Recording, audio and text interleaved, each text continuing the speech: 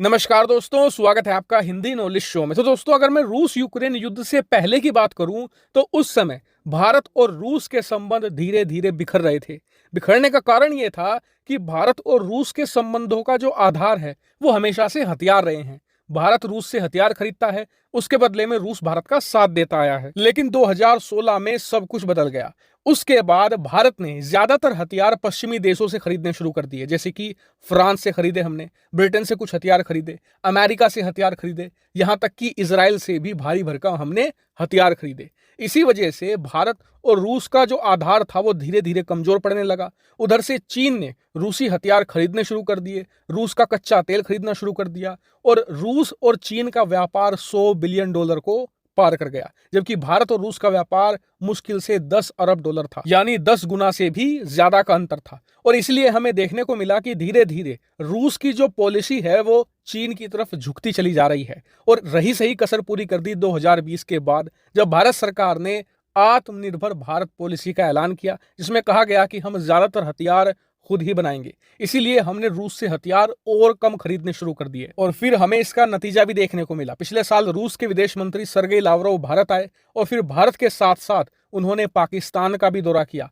और पिछले 1.5 दशक में यह पहली बार था कि रूस का इतना हाई रैंकिंग ऑफिशियल पाकिस्तान का दौरा कर रहा हो। और ना सिर्फ पाकिस्तान का दौरा किया, बल्कि वहां पर बयान भी दिया कि रूस अब पाकिस्तान को स्पेशल मिलिट्री हथियार देने को तैयार है। और एक तरीके से देखे तो ये रूस का बयान लॉजिकल भी था, क्योंकि दुनिया का हर एक देश अपना फायदा ही देखता है। अगर आप ये सोचते हैं कि फलाना देश भारत का भाई है, दोस्त है, चाचा है, ताऊ है, तो ऐसा कुछ नहीं होता। सब अपना फायदा देखते हैं। यहां तक कि भूटान जैसा देश जो बहुत छोटा है, वो भी अपना फायदा देखकर ही आज भारत के साथ है। उसे चीन के आक्रमण का डर है। इसीलिए भारतीय मिलिट्री की प्रोटेक्शन और भारत से मिलने वाले हर साल करोड़ों रुपए की मदद के लिए वो भारत के साथ है। आप ये मत सोच लेना कि भूटान हमारा दोस्त है, भाई है, इसलिए हमारे साथ है।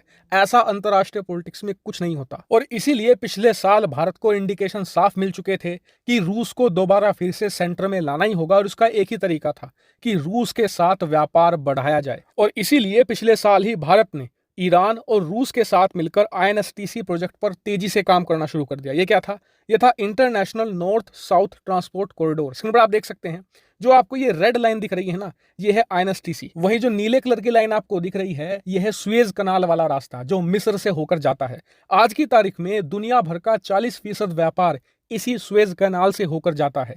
इसी के जरिए भारत, जापान, चीन और एशिया के तमाम देश अपना सामान यूरोप के अंदर एक्सपोर्ट करते हैं और यूरोप भी अपना सारा सामान इसी रास्ते के जरिए पूरे एशिया में बेचता है। यानी कि यह रास्ता दुनिया की लाइफलाइन कहा जा सकता है।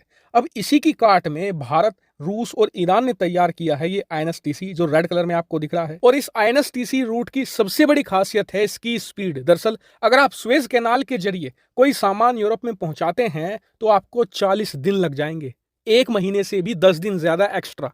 वहीं अगर आप वही सामान INSTC से पहुंचाते हैं तो आपको मात्र 25 दिन लगेंगे, यानी कि 1 महीने से भी 5 दिन कम, यानी सीधा सीधा 15 दिनों का डिफरेंस है। ये कैसे? दरअसल जो सुएज कैनाल वाला रास्ता है ना, इस पूरे रास्ते में शिप का ही इस्तेमाल किया जाता है और शिप बहुत ही ज्यादा स्लो होती हैं। दूसरी बात, ये काफी ज्यादा लंबा है।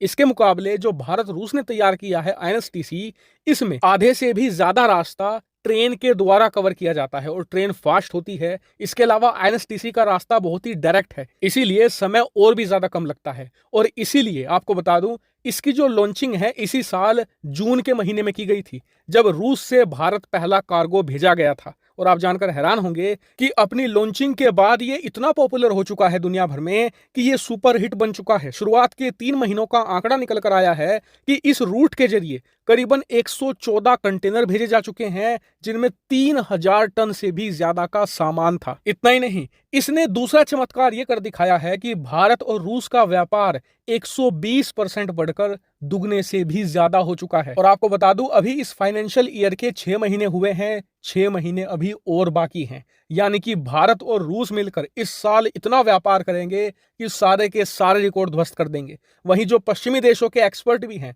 वो भी ये बात कह रहे हैं कि अभी तो रूस यूक्रेन युद्ध चला हुआ है, इसीलिए भारत और रूस उस लेवल पर व्यापार नहीं कर पा रहे, क्योंकि रूस की बहुत सारी कंपनियों पर बैन लगा हुआ है।